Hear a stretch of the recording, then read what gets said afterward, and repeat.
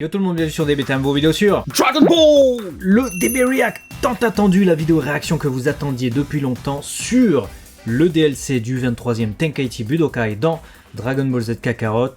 C'est maintenant.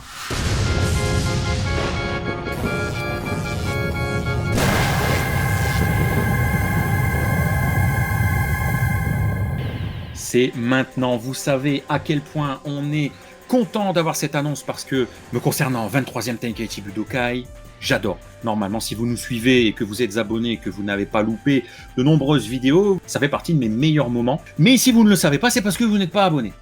Voilà, donc on va rectifier ça tout de suite. Vous allez vous abonner parce qu'on sait que vous êtes plus de 50% à regarder les vidéos mais ne pas vous abonner. Donc on va rectifier ça. Donc voilà, c'est chose faite. Et on va passer du coup au sujet de cette vidéo, à savoir un trailer de 2 minutes. 2 minutes de gameplay, 2 minutes d'image qui nous excite, littéralement, Ouais. on peut le dire. Alors, les images, effectivement, ça nous excite. Le fait que le son soit beaucoup trop fort dans ce trailer et que le commentateur ne cesse de gueuler sur une musique assourdissante, un peu moins. Que ce soit d'ailleurs en version originale japonaise ou en version doublée américaine, je sais pas ce qu'ils ont fait. Et un autre truc qui nous surprend aussi, c'est que ils nous ont pompé l'intro des DB Top en fait. C'est un pompage pur et simple. Je sais le temps que j'ai mis à le faire, ce truc. J'ai vu le truc, je fais en mode un peu zaraf. Non, ils Bon, nous ont du coup, pompé Bandai l'intro Namco, des si tu me DB regardes, Top, hein. t'aurais pu nous mettre en crédit. Ça aurait... ça aurait Ils été se sont sympa. dit DB Times, bon, c'est ça aussi l'importance de regarder nos vidéos. Hein. Quand on fait 123 000 vues là sur un DB Top, bon, ils se disent ils sont trop connus, on peut pas leur dame leur truc, mais dès qu'on fait 21 000 comme on l'a fait sur un autre DB Top, vous voyez, ils étaient pas assez à le regarder, ils se disent bon, ouais, personne qui les connaît, eux, on peut se dame leur intro, c'est bon, ça se verra pas, tiens. Ouais, non, ça c'est vu. On vous a vu. Tout comme on a vu du coup ces images et du coup ce DLC qui sera centré sur le Tenkaichi Budokai. On a du coup dès le début des images de l'affrontement de Goku contre Ma Junior, Piccolo. Déjà, première chose que je peux noter, je trouve ça vif, impactant, qu'on conserve ce côté impactant et l'arène me paraît, comment je peux dire ça, pas trop Immense. réduite. Moi c'est immense, mais quelque part tant mieux parce que j'avais peur de me sentir enfermé, pas libre de mes mouvements, parce que très restrictif. Et quand on joue, comment dirais-je, c'est pas comme de l'animation dans un épisode où on choisit volontairement des angles qui donnent une dimension très vive, très impactante. Là, t'as plusieurs mouvements, hein, tu choisis tes mouvements, tu bouges. Donc si c'est trop petit, j'avais peur de me faire chier. Non, moi pas. Moi, j'avais pas ce problème-là. Moi, j'aurais préféré que ce soit un peu plus respecté. Là, il y a une véritable délimitation de l'arène, donc de toute manière, voilà, tu tombes pas facilement à moins de faire un coup spécial. C'est un peu comme dans les Budokai, hein, justement, où il y a des arènes de combat, même dans les Sparking.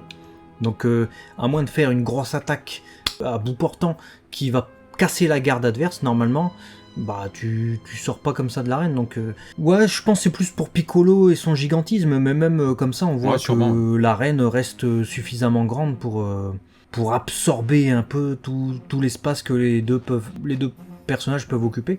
Donc, il y avait peut-être pas nécessité de la faire aussi grande.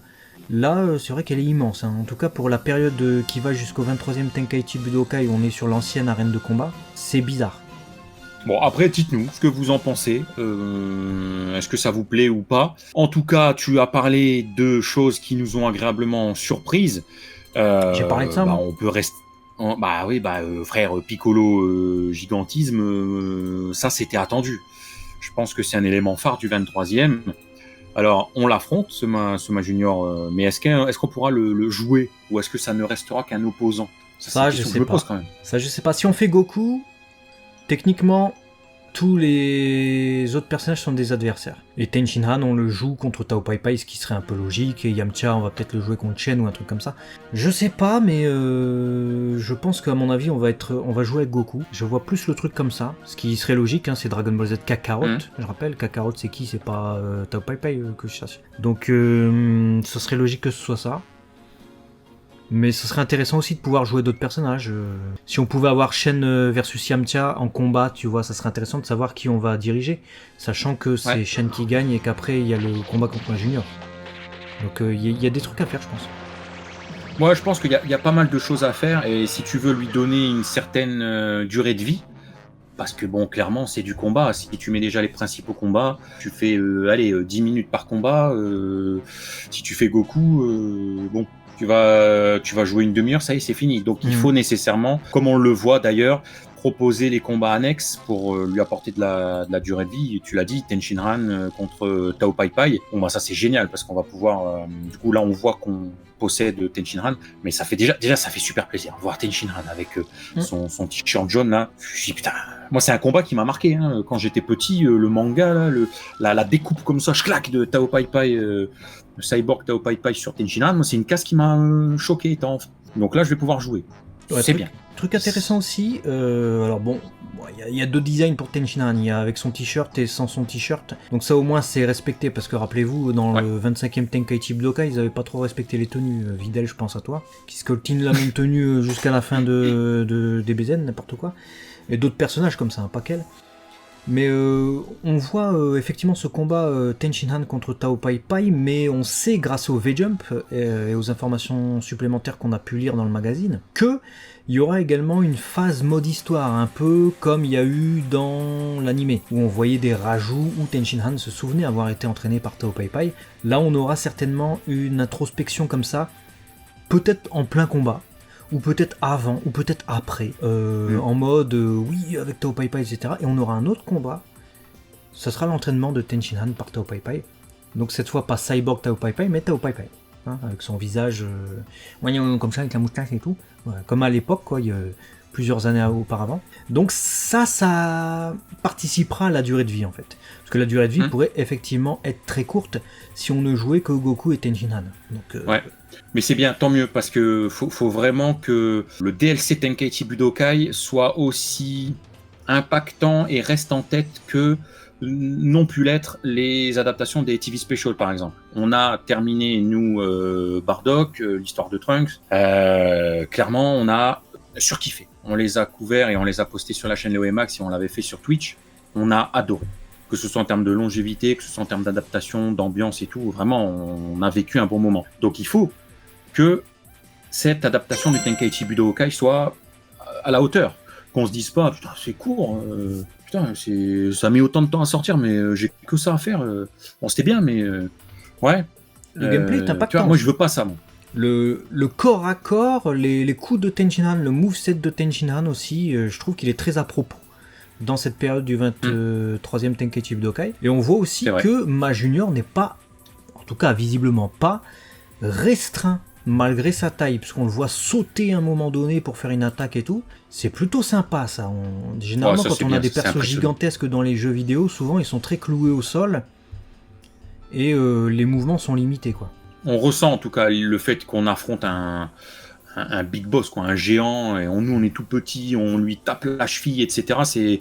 C'est top. Il y a vraiment une sensation immersive, je trouve. Et on voit qu'ils ont poncé le raisonnement du Tenkaichi Budokai pour en faire quelque chose de complet, qui devrait nous plaire dans tous ses aspects, je pense. Dites-nous dans les commentaires. Et d'ailleurs, ça me fait avoir un lien parfait avec cette fameuse screen de fin où on nous dit, voilà, DLC numéro 5, c'est ça, quel va être le 6e. Et il y a des rumeurs qu'on va mettre entre guillemets et encore entre parenthèses, qui disent que ce serait l'adaptation du 28e Tenkaichi Budokai et toute la partie fin Dragon Ball Z, si tu prends l'anime. Ce qui, je trouve, malgré que ce soit des rumeurs, serait le plus logique. Parce que tu viens de te casser la tête à créer un concept, Tenkaichi Budokai, à créer les codes, à créer tout ce qui fait qu'il y a des limites, voilà, le hors-ring, tout, bref, t'as codé tout ça. Bah, tu te dis, ça y est, j'ai fait la fin, dernier Tenkaichi Budokai DB, on n'a qu'à faire la même chose avec Z, avec du coup la possibilité de jouer Goku, de jouer Pan, de jouer Oob. Clairement, tu ponces ton truc jusqu'au bout et ça te fait deux DLC en un. Ce serait intelligent de leur part de faire ça en tout cas. Largement. La seule problématique, c'est que le 28e Tenkaichi Budokai est beaucoup plus court. Vu qu'il est interrompu, vu qu'on va pas au bout, que raconter, tu vois. Tu peux à la limite te servir du scénario comme tu l'as fait avec Tenshinhan et Tao Pai Pai, où tu décales dans le passé, donc on sera même pas sur l'arène du Tenkaichi Budokai, on sera certainement dans un environnement extérieur. Ou là, ça va être l'inverse, tu décales dans le futur, et tu vas voir l'entraînement de Goku et Oob. Donc tu conserves les deux personnages, et plutôt qu'avoir un affrontement interrompu, tu fais ton affrontement vite fait sur l'arène, ensuite tu passes dans le village d'Oob, Pour le modéliser, ça sera ça le plus compliqué. À mon avis, ils vont prendre un décor random. Et puis là, bah, tu verras l'entraînement de Goku et Oob. Tu vois. Ça, ils peuvent faire. Ouais, ça ils peuvent faire. Je suis très curieux du coup de voir comment, si c'est ça leur point de vue, ils vont nous créer cette partie du 28e. En tout cas, voilà, ça c'est que des rumeurs, on sera là pour revenir dessus le jour où ce sera confirmé. Mais voilà un petit peu ce qu'on pouvait vous dire sur les premières images. On vous invite à aller découvrir le trailer, on le met dans la description. Mais pour l'instant, c'est de bon augure. Je suis rassuré sur certains points et j'ai vraiment hâte de tâter de la manette. Donc voilà, j'espère que tu partages aussi. Parce que, ouais, en plus de ça, ils ont même fait le décompte. Quand ta perso tombe au sol, etc. Donc on est vraiment dans un système de jeu vraiment différent d'un combat normal de Dragon Ball Z Kakarot. Parce que t'as pas que le hors-ring qui compte, t'as aussi ton personnage s'il reste trop longtemps par terre, tu dois appuyer, tâter la manette pour pouvoir te relever à temps. Donc faut pas qu'il ait subi trop de dégâts, j'imagine. Faut qu'il ait suffisamment de ki. Il doit y avoir un truc comme ça qui joue avec la jauge, peut-être. Donc c'est plutôt intelligemment fait. À voir du coup aussi... parce qu'on voit une jauge de stun. Je vois une jauge de stun, donc j'imagine si ton personnage est totalement assommé, c'est ça, c'est être assommé, peut-être qu'il ne peut plus se relever. Donc, avec l'annonceur qui gueule, 1, 2, 3... Bon, j'espère que ça va pas gueuler autant que dans ce trailer. En tout cas, que le réglage audio sera meilleur. Ouais, parce que le trailer, c'est assourdissant. Ce qu'ils nous ont fait, le réglage volume, musique, voix. Il n'y a plus de place pour rien dans le son. Donc, voilà. Ouais. Voilà. Dites-nous tout dans les commentaires, vos avis, on veut tout savoir. Partagez en masse, abonnez-vous les amis. Et nous, on se dit en tout cas à très vite sur DB Times. Si vous êtes abonné. Bah oui, c'est les vidéos sur Dragon Ball. Matané. Allez, des bisous.